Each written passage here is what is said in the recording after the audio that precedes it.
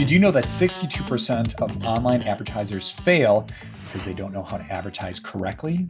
My next guest has been in the advertising industry for over 20 years, and now he has a firm with over 20 employees. In this episode, they talk about what channels they use, why most ads fail, how much they charge, and what steps you can take to correctly advertise online. Please welcome Robert Brill. Robert, welcome to the show. Thanks, Sean, for having me. Appreciate it. Good to have you here. So why don't you kick us off and tell us about your background? Yep, 20 years in advertising. 10 of those years have been spent growing my company, Brill Media.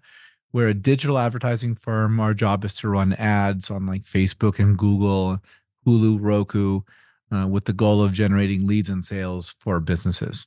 Got it. Okay.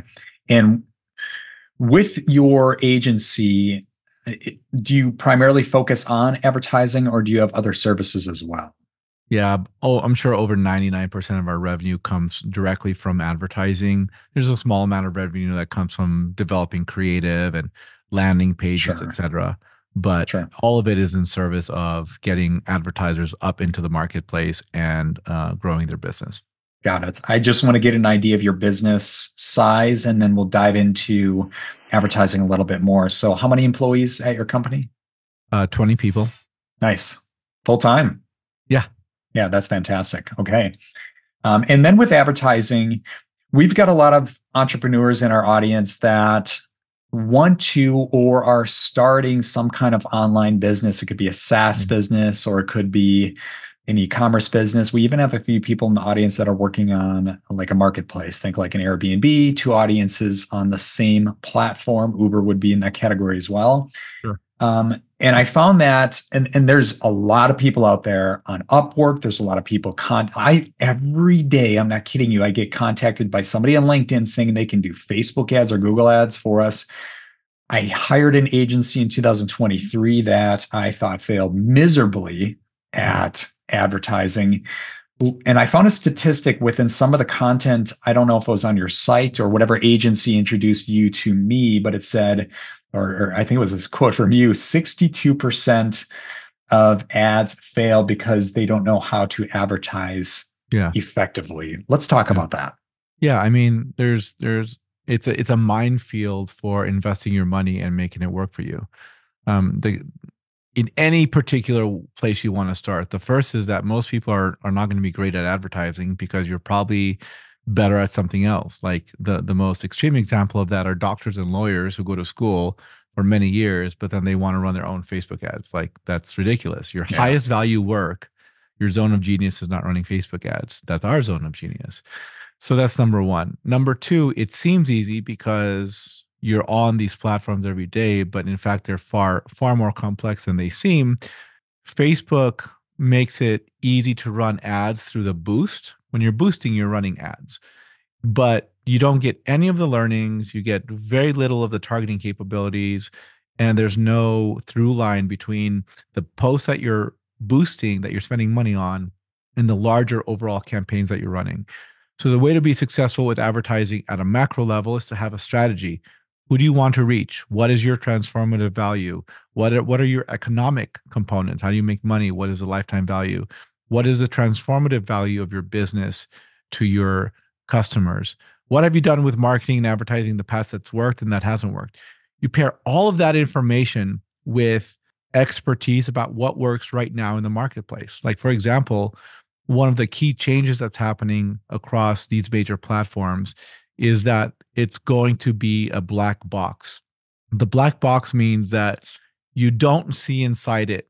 With Meta, the best practice is targeting age, gender, and location. Broad targeting. No keywords, no interest, no lookalike, no remarketing. Because when you target broad, Meta is making those decisions for you about which people are in your marketing pool, which people look like the ones who are ready to purchase. Meta routes your ad creative to the people who are most interested in your ad creative right now. The second component on Meta specifically is to do a creative testing framework so that you can know which is your number one ad out of hundreds every month. And that gives you learnings and insights as well. The outcome of the broad targeting and the creative testing is you are training Meta's machine learning algorithm to find your best customers. The old school way of running ads is you target a bunch of different audiences and keywords and interests, just like you target Google ads and other types of Mhm. advertising. But that's going away because you really have to leverage the algorithm. That these platforms want you to leverage broad targeting parameters so you can be successful with your campaigns. When you work with a customer, I'm assuming you're going through kind of a phased approach. You're kind of like testing and you're refining copy and images, and then you kind of zero in what's working, what's not working. How long do you kind of go through a testing phase and then lead into like a lead gen and almost revenue generating phase? You're generating revenue on day 2 or 3. Well, Really? you're optimizing to that revenue generating goal in day 2 or 3. So the way it works is you spend about 2 or 3 days doing a control and variable test on all your headlines, all your images or video, and all of your primary texts on Meta. And out of those elements, you are going to find the top few combinations of ads, the top 20 combinations of ads. And then with those top 20 combinations, you are then going to run ads optimizing to a lead or a sale, which gives you an opportunity to serve your business fundamentals. What grows your business? You're optimizing to that metric. For the next 2 or 3 weeks, so remember, you've already spent like 3 days. For the next 2 or 3 weeks, you are going to run ads where Meta is going to insert the best ad that it thinks is relevant to the customer. And after those 2 or 3 weeks are over, you're going to figure out which one out of the 20 that are left is your all-star ad. And then you will just always keep that all-star ad on. Then the next month, you do the exact same thing again. 2 or 3 days of control and variable testing, Mm-hmm. cull a bunch of different variations down to a top 20. And then month 2, you're going to find your all-star ad. And the benefit here is that this is how you train Meta's machine learning algorithm to find your best customers. And it gives you insights back into your business so that over time you understand which type of imagery resonates with people, which products and services resonate with people, which services do people really want, and which services, no matter how much you push them, are really not that interesting to customers. That's the benefit of running advertising with a strategy and with an expert partner than doing things like boosting posts or trying to learn how to make advertising work on your dime. Yeah. Let's say you go through month one and you find that first all-star ad, and then you do another month and find another all-star ad. Do you then kind of like A/B test between the two all-stars? So the process is you never stop doing this creative testing. So in 6 months, you're going to have 6 all-star ads. Okay. In a year, you'll have 12. And what ends up happening is Meta is going to serve your, let's say after a year, 12 different ads to the people who are most interesting. The algorithm will then self-select which creative executions are going to be most interesting out of those 12. So you're not A/B testing. That implies 1 and 2, testing Mm-hmm. between 2 ads. You've already curated hundreds, or by the end of a year, thousands of ads down to 12. And of the 12, there will be winners within those. So your process is really about ensuring that you're giving Meta enough variability in your creative executions to appeal to different types of people. So here's the insight that people don't realize about Meta ads. The ads that work for one person will not work for another person. Some people respond really well to positive ads, like grow your business. Mm-hmm. Some people respond really well to negative ads.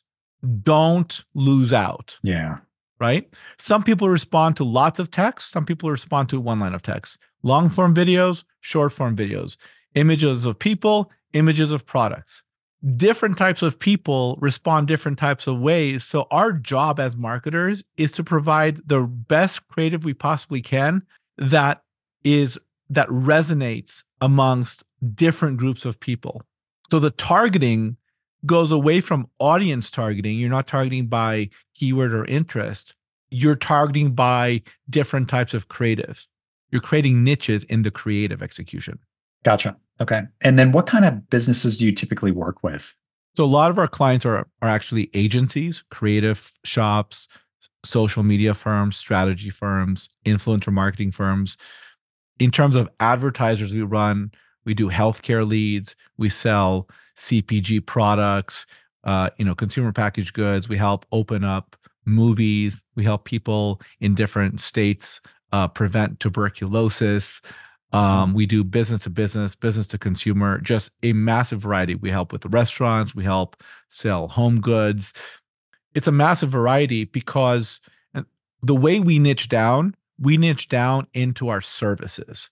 We do really well one thing, ad buying in digital marketing for Mhm. 2024. That's what we do really well. So as a result, the fundamentals are what's important. Everyone's looking for growth hacks. Everyone's looking for shortcuts. I got no shortcuts for you. I got no growth hacks for you. All I do well is the fundamentals. And that's what grows businesses. Yeah. Yeah.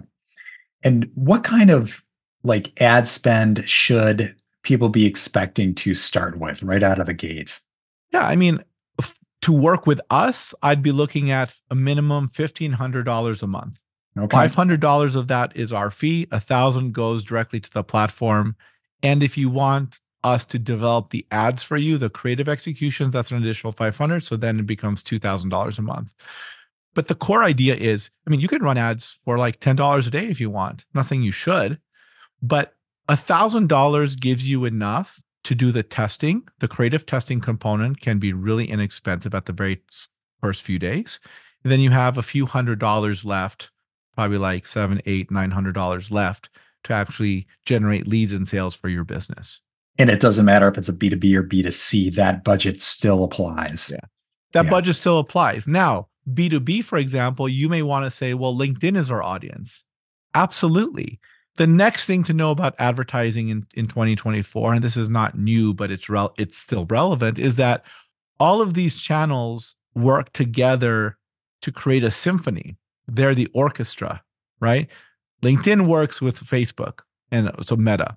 Mhm. Google works with those channels. Hulu works with those channels, but they all play a different role in the marketing and advertising opportunity that you're running.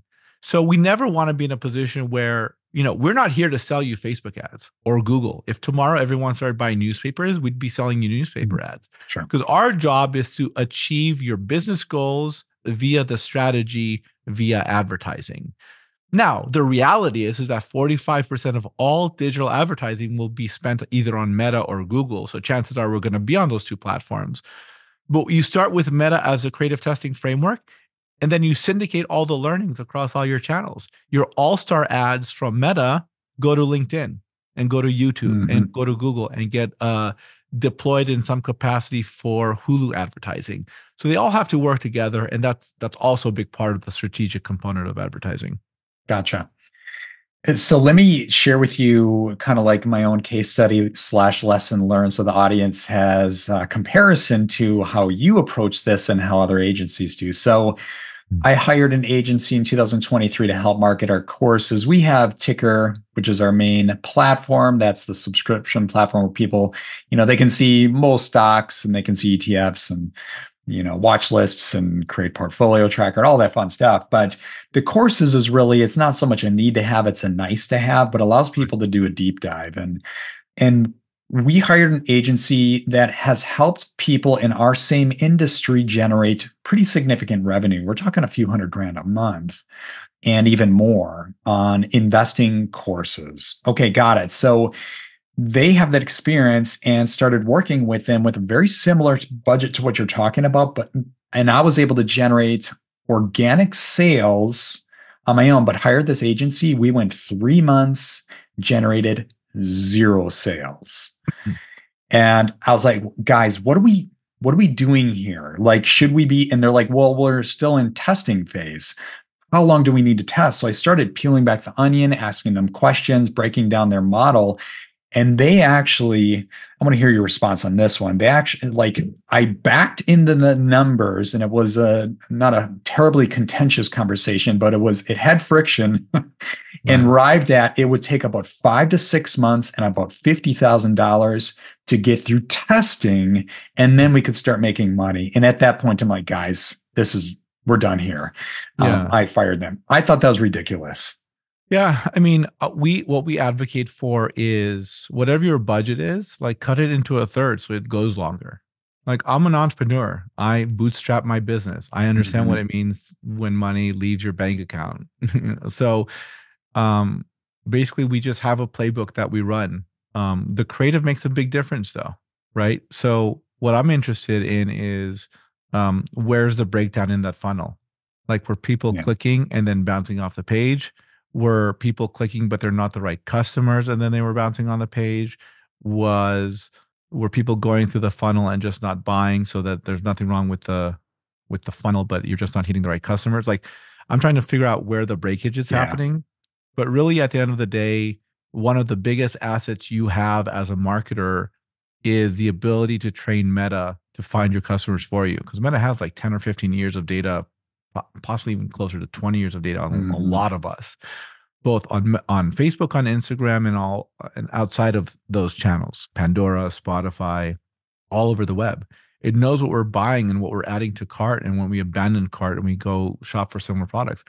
I just, whenever I look for a product, I immediately start to see 10 or 20 different ads for competing brands. I was looking at a vacation, I started seeing ads for Dubai and not Yemen, but like Jordan, and then Hawaii, and then Disney World, all Hmm. within like 3 minutes of doing searches. Yeah. So Facebook knows what we're into and what our interests are right now. So I would say, look, it shouldn't take $50,000 to generate business. That's a little ridiculous. I think you were right on the mark of cutting it off at 3 months. You should be seeing some positive forward momentum, at the very least, some positive forward momentum in 3 months. No, that's, and based on your budget and how you split that up between service and ad spend, I think that's very reasonable. And to Yeah, see results so quickly, it's like, oh, okay, you have my attention here. That's really good. absolutely. And we want you to have more runway, Yeah. right? I'd rather I it be a lower spend now so you have more runway in the future. I want to kind of zoom out a little bit and talk about what are the most common channels people use. You said it was about 45% are either Facebook or Google. Can you give us an idea? What other channels? You mentioned LinkedIn. Did I hear like Roku earlier? Yeah, Or Roku, okay, Hulu. You're about to see ads on Amazon Prime Television, sure. Netflix, Paramount Plus, digital audio, including Pandora and Spotify, Amazon ads, right? So, we have hands-on keyboard buyers for, in addition to everything I just mentioned, we have LinkedIn, X, Pinterest, Quora, Reddit, Nextdoor. Uh, well, for search, you have Apple Search, which is an app store. You have Amazon Search. You have Microsoft Search. What most agencies don't talk about that we do is the larger display ecosystem. So it's really valuable to be able to get ads on local news and sports sites, Hmm.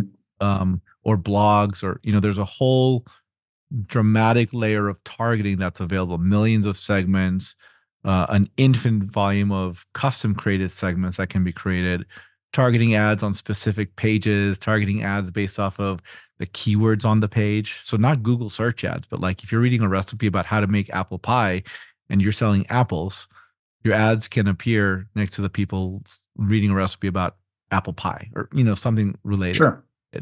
So, we've got a lot of people talk about Meta and Google because they're the big platforms, but the largest advertisers in the world are spending billions of dollars outside of those platforms because those local news and those local news and sports pages are very viable to grow Hmm. businesses as well. Hmm. I saw a comment in your marketing material that said you are bullish on TikTok advertising. Love TikTok. Okay, break it down. Well, as a content platform, it's prime time programming. Every hour is prime time, and it's custom programming for you specifically based on your interests.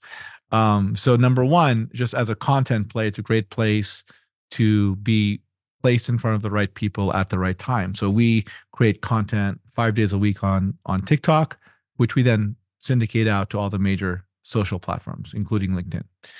From an ads perspective, it's valuable because we started creating content and posting ads, and a few things happened. It reignited old relationships. So like 50 people I haven't worked with in 15 years reached out to us and Hmm. invited us to work with them. We got opportunities to pitch big advertisers because of people I met 5 to 7 years ago. And we've connected with people who I didn't know in the advertising business who brought us business. So it's a really valuable way for B2B businesses, reignite relationships and ensure that you remain top of mind for that moment when people have the need for your service and they are reminded that you exist and you can work with them. Right. Right on. My company, Ticker is it's very global. It's not brick and mortar. You don't have limitations on who we can serve. But let's kind of zoom in a little bit and speak to the entrepreneur that maybe has a very local small business. I'm thinking of like a restaurant Yeah. or maybe a automotive detailing shop or something like that. They only can serve customers in a certain radius. Could you talk to how does a company like that scale their advertising? Yeah. This the same way. Age, gender, and location. Okay. So if you're a restaurant, the key indicator there is probably going to be location. So, we run restaurant ads and, you can only order and get delivery within a 5 mile radius of the address. So your total addressable universe is 5 miles around the address. So your location is 5 miles around the address. Age is probably going to be everyone or maybe 25 plus if you're higher end, whatever the case is. And then gender, you'll sell to men and women food, and that's your Mhm. targeting. And then you deploy the exact same principles: creative testing, train Meta's machine learning algorithm, learn how to sell to your customers. So that's why we can work across a lot of different industries because the principles remain the same. It sounds like, and correct me if I'm wrong here, but and this is probably the mistake the agency I was working with is they're trying to over engineer it. They're working really hard, but they're not leveraging the, like, for example, the meta algorithm. They're Yeah. kind of forcing their own process into a system that doesn't need it. What are your thoughts on that? Yeah, my thoughts are this is what we do that drives success. And I know that the largest agency in the world are doing exactly this. Okay, And sure. so, and by the way, this is what Meta has told businesses how they want Meta to be used. They have something called the Performance Five. If you're, it's language Mhm. from Google that tells you in some general scope of how to leverage an account structure in your ad account to ensure that you're successful. And it goes essentially very broad so that Meta can find your customers for you. We've deployed it and got more granular in how we deploy it, but Mhm. this is not, I'm not making this up. This is what Sure. Meta wants you to do, and we're just practitioners. And this is what you get by working with an expert, right? Like you can take courses and you can take certificates. I'm not talking about college certificates. That's different. Sure. 2 year courses. That's not it. I'm talking about people who spend like 3 weeks learning Facebook ads. Yeah, I mean you can learn that, but the minute something changes even a little bit, you lose the ability to really stay connected to the platform because running ads is a full-time job, and it's not just a job; it's a career. Dare I say, a lifestyle. It's Yeah. a joke. Talk to my wife about that. Like I work, always working. But the point is, you know, many years of experience got us to this point, and that's one of the big differentiating factors in our business. That's a good segue into a big issue I have out there is, and we're talking about this offline. I get a lot of people on LinkedIn approaching me saying, "Hey, we can run ads for Ticker or Upwork all the time." People contacting me there. DM messages through Instagram. We can run ads for you. And what I see happening is these people will take like a $15 course on Udemy Yeah. or some piece of junk course somewhere and learn how to do ads in the next half hour, and then they're a quote unquote ad expert, but they really have no idea what they're doing. And I see a comment here also in your marketing that you get a lot of business from people trying to work with these people and they switch to Yeah. you.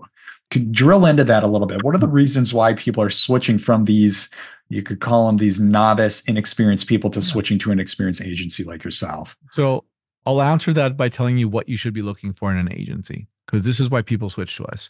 Number one, you need experience. Go to the LinkedIn and determine if this person has been working in advertising for any period of time, or were they a crypto expert 3 years ago and before that They're, doing something different. They were in real estate or whatever you do. Uh-huh. Yeah. Nothing wrong with crypto. Nothing wrong with real estate. What's wrong is jumping in and out of things and Yeah. claiming to be an expert. That's the problem I have with it. This is the only thing I've ever done. And my team are people who have been in the business 10, 15 years who are doing this as a career move. That's number one. Number two, you're looking for agnostic media buying. I'm not here to sell you Facebook or Google. I'm here to grow your business based on a strategy, and we'll help you define that strategy. Too many people are really focused on Facebook because they've been told to niche down, which is fine. I get it. There's some value there. But the minute you need something else, you can't work with those people anymore. So they're going to try and incentivize you to work on just the stuff that they know. We know we're agnostic across platforms.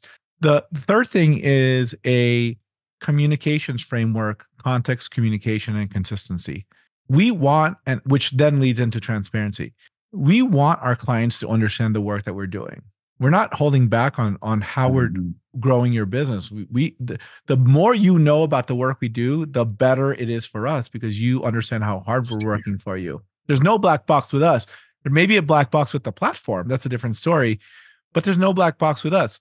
We want to ensure that you understand why we're making the decisions we're making and what happens if we need to pivot and how we're going to pivot and how we're going to teach you more about your business, how you're going to learn more about your business, because advertising is a real-time focus group. It tells people more about their business.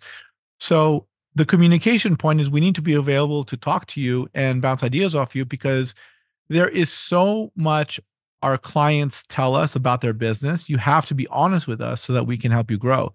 So we have to be a trusted partner. And then the last part of this is consistency. You need to know day in and day out that we'll be there to answer your call and we're not going to ghost you for 2.5 weeks because, one guy was on vacation. The last component here, which is more of an inside thing than an outward facing thing, is the reason we're successful is because of standard operating procedures and redundancy. Standard operating procedures are the growth unlock for any business, not just ours, right? People are happy. Employees stay with us longer. When they stay with us longer, they create systems that can be deployed. Clients are happier, and we have an ascension plan. Our current director of media started out as our media buyer. So, and then redundancy. We don't have one person buying ads in a corner. Like there's peer review of the advertising campaign. There's supervisory review. There's account manager review. Account managers looking at success. Our media buyers are looking at data, all in the service of success, but different lenses of the same information. That's how you grow a business as an entrepreneur, and that's how we grow businesses as people who service clients. I love it. It's not just one person, quote unquote, running ads, disappearing for a month. Yeah. And saying, I'll get your results. It's like you got people with different skill sets working on your specific ads. That's the peace of mind I would want to see. And then this leads into my question. Do you set up like a reoccurring, like a weekly, like touch point, even if it's a half hour with every customer, or is it bi-weekly? It's so all of our clients get a dashboard. Okay. And then they get meetings. So the meetings can be weekly, twice a month, monthly, whatever the client is interested in. If they're interested in weekly, we'll do weekly. Every single day, our clients get access to have a dashboard that updates once a day, has all the advertising, all the creative executions, all the audience performance, everything that you're doing, so that if you have a boss that needs a meeting in 45 minutes, you can actually download the data and do further analysis if it's in a pinch. If you give us time, we'll do the analysis for you. But the point is, this speaks to the transparency and the context component. You need to know what we're doing. And then from a context perspective, we will interpret the data that's on the dashboard for you. We'll teach you how to look at the dashboard as well. All the different ways of communicating so that we appeal to everyone and the ways that each different type of person needs to be communicated with. Awesome. I love it. I've talked to a lot of people in this space, and you guys definitely have a well-oiled machine when it comes to the processes, systems and processes, the standard operating procedures. I can't tell you how many people overlook and say that's overrated. I'm like, I want systems in play. I want to see what your systems are. Yeah. Let's take a quick commercial break. So, do you have an interest in investing in the market, but you're not sure where to start? In that case, I invite you to join Ticker for free. However, if you want to go a step further and really get up to speed, you can go to Ticker EDU. So, check this out. If you go to ticker.com and then click on courses, it'll take you right to Ticker EDU, which includes a few courses such as stock investing for beginners that can help you get up to speed in about a week or less. And then I also have how I get the most out of Ticker, which shows you exactly how I use Ticker in every way, shape, or form, and even has a few real life stock reviews within. So if you want to start investing with confidence, I invite you to check out Ticker EDU. Can you share with us, you don't have to give a specific company name or even hint, but do you have like a really solid case study you're proud of? It could be maybe an e-commerce company, SaaS company, maybe even a small service business. Yeah, I mean, there's a few. There's a business where we spent I think like 1.3, 1.4 million dollars over the course of a year and a half, maybe a little Hmm. bit less. And we immediately drove down the cost per acquisition by 35%. It was a Google search ad campaign and volume. It was ensuring people get access to technology help when they need it at a very Hmm. specific moment. We have another lead generation campaign where we activated a campaign. So we helped develop the media plan, but it wasn't exclusively our decision on how we would go to market. Sure. And immediately we drove down the lead cost by 90% over the course of 4 months because we quickly optimized the heck out of that campaign. Like we're like, these 5 channels don't work. These 2 channels do work. Lead cost dramatically dropped. Right. And that's the perspective of following the data. And that was millions of dollars as well. So, our goal here is, and then you have small businesses. We touch so many Hmm. clients. I don't have a purview over everything we do, but we have plenty of case studies on our website where we talk about these components. But the core idea is, um, some we want to what I think really important that a lot of agencies miss is they need to understand the motivations of the people they're working for. Are you the business owner and you just need sales? Are you a brand manager or director and you need to get a raise or a promotion and you want to make sure you look good in front of your Hmm. boss? Um, you know, are you an investor and you don't care how this stuff works, you just want to make sure it works. So I think, for the agencies out there listening, it's really important to really put yourself in the shoes of the client and speak to that experience that they're trying to achieve. That's awesome.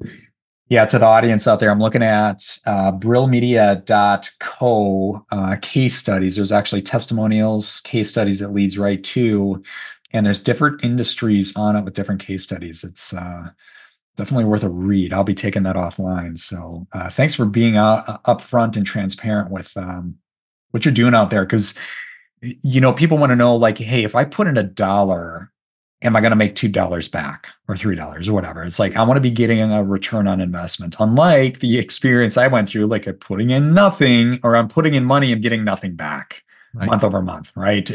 I'm like, and then part of you can try to trust the process and hear them out and be like, well, it's just going to take more time to start making money in this. It's like, we should be seeing results by now. Come on. 100%. Yeah. Yeah. Awesome. Well, before we get to the rapid fire round, is there one key takeaway you can give to our listeners if they're interested in moving forward with advertising?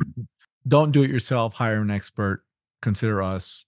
Even if you're doing $1,500 a month, we can work with you. But even if it's not us, like find a group of people who you trust, you like working with, and work with them because your time probably is more valuable than figuring out how to make Facebook ads work.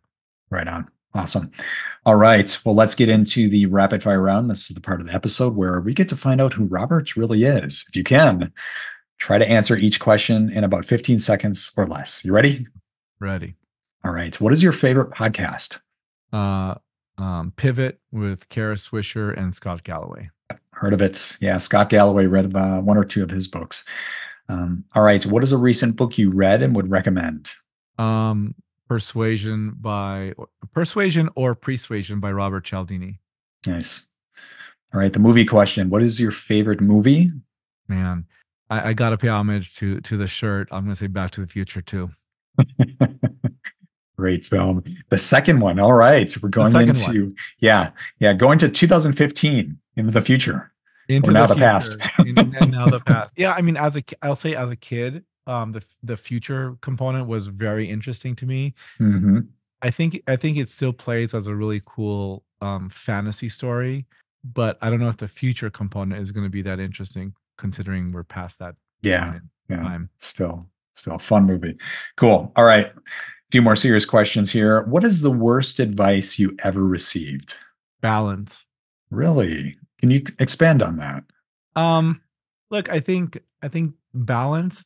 I think there's value in that advice, but balance doesn't mean equal balance. I think the insinuation is that balance is equal balance, but it's not. And I think it's okay to be obsessive and to have a desire to be impatient and to do work and to Mhm. want to get ahead. I think that's I think that's a feature, not a flaw. Right. Right on.